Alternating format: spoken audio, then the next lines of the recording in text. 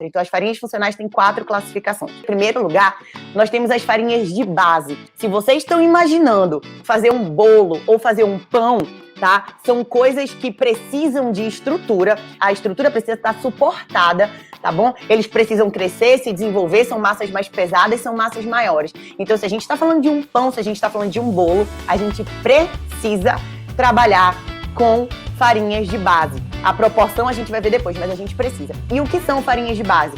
Farinhas de base são todas aquelas que são feitas a partir de grãos, de cereais. Então, por exemplo, a farinha de arroz, tá? Ela se enquadra. A farinha de aveia tá aqui dentro das farinhas de base. A farinha de zaia tá aqui dentro também das farinhas de base. Então, a gente não consegue estruturar um bolo grande, por exemplo, a gente não consegue estruturar um pão se a gente não traz para nossa receita um percentual dessa farinha de base. No segundo ponto, nós temos também as farinhas de semente, tá bom? As farinhas de semente, elas trazem uma certa liga para o nosso preparo. E aqui tem a farinha de painço, tem a farinha de chia, tem a farinha de linhaça, tudo que é semente. Então, elas trazem aí essa liga. Só que, ao mesmo tempo que elas trazem liga para o nosso preparo, elas também sugam um pouco a umidade da nossa receita. Eu não sei quem de vocês já teve a oportunidade, mas, por exemplo, pega uma colher de sopa de chia e coloca num copo onde tem um pouquinho de água. Vocês vão perceber que a chia, ela vai crescer de tamanho, de volume, tá bom? Porque ela vai absorver aquela água, e tanto que uma das substituições que a gente faz, né, quem é vegano, que não consome o ovo, vai substituir o ovo na receita, faz gel de chia ou gel de linhaça.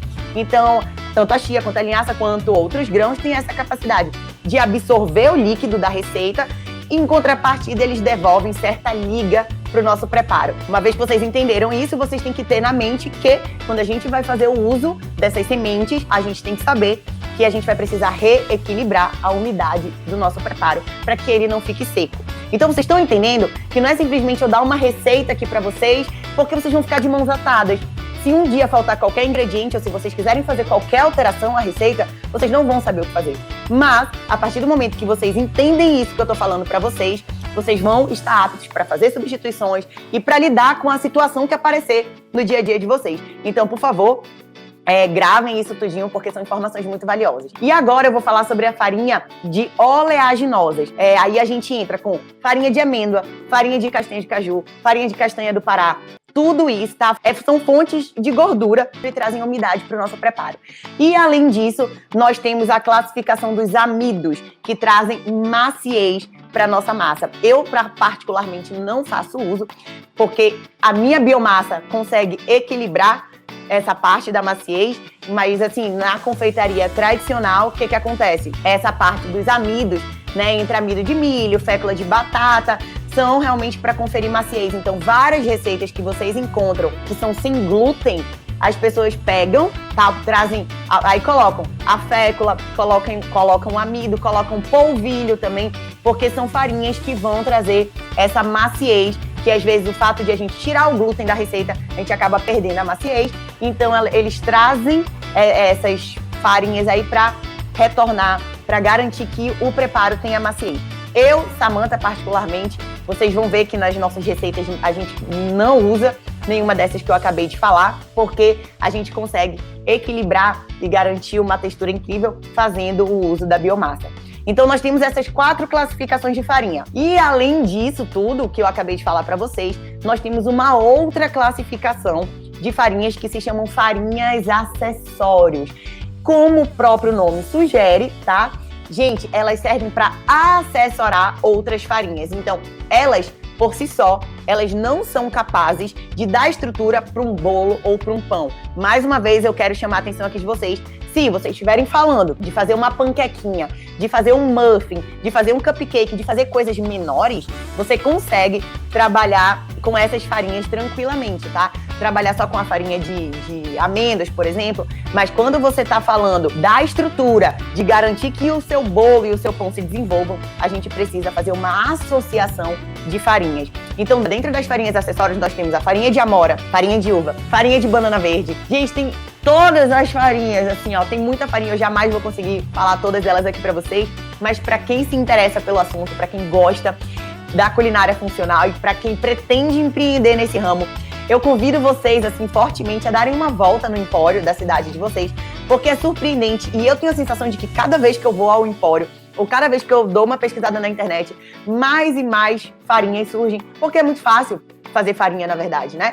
A gente desidrata ali a verdura ou a fruta, muito fácil que eu digo, né? Mas assim, é um processo de certa forma, assim, que é fácil. Então a gente desidrata, depois tritura, e aí você tem a farinha ali com aquele grande aporte de fibra e você pode usar da forma que você quiser. Aqui eu trouxe algumas farinhas que eu tenho na minha despensa. Então são farinhas, algumas delas estão aqui para que eu faça teste. Então como que funciona aqui no meu dia a dia? Eu tenho aquelas farinhas que eu faço uso nas minhas receitas, diariamente. Então eu tenho um grande estoque dessas farinhas aqui. E sempre tem alguma farinha que eu não faço uso no meu dia a dia, mas são farinhas que eu sempre tenho porque eu estou em teste, estou constantemente fazendo testes, tá bom? Então aqui eu vou mostrar para vocês um pouquinho de cada uma delas, tá? Então outra coisa que eu queria dizer isso varia de pessoa para pessoa, mas eu gosto de eu mesma fazer as minhas farinhas. Calma, é assim, por exemplo, farinha de chia. Eu não compro a farinha de chia pronta, eu compro a chia. E quando eu quero usar a farinha de chia, eu trituro a minha chia. Por quê? Porque, assim, é muito difícil a gente poder confiar 100% nos empórios, né? Sempre que pode, eu realmente dou preferência para pacotes fechados, mas não é sempre que isso é possível. E além disso, por mais que o empório seja de muita confiança, a gente sabe que o fato de a farinha ficar lá, já feita, acaba oxidando, né? Não tem jeito, vai entrando em contato ali com o oxigênio e ela vai oxidando e o processo de oxidação vai fazendo com que ela perca parte das suas vitaminas, dos seus nutrientes. Então, o motivo de eu não comprar essas farinhas prontas e de eu comprar os grãos e eu triturar para eu confeccionar minha própria farinha é justamente para que eu consiga preservar uma maior quantidade de vitaminas e nutrientes nessas minhas farinhas. Então, quando ela está aqui dentro do grão, é como se esses nutrientes, essas vitaminas estivessem mais preservados, estivessem mais guardadinhos dentro dessa casca. Então, quando eu quero fazer minha farinha, eu vou e trituro essa semente, tá bom? Esse grão, seja o que for. Então, dica que eu dou pra vocês. Farinha de linhaça. Comprem a linhaça e triturem a linhaça quando vocês quiserem fazer a farinha de vocês, tá bom? Dica bem bacana, eu faço assim sempre.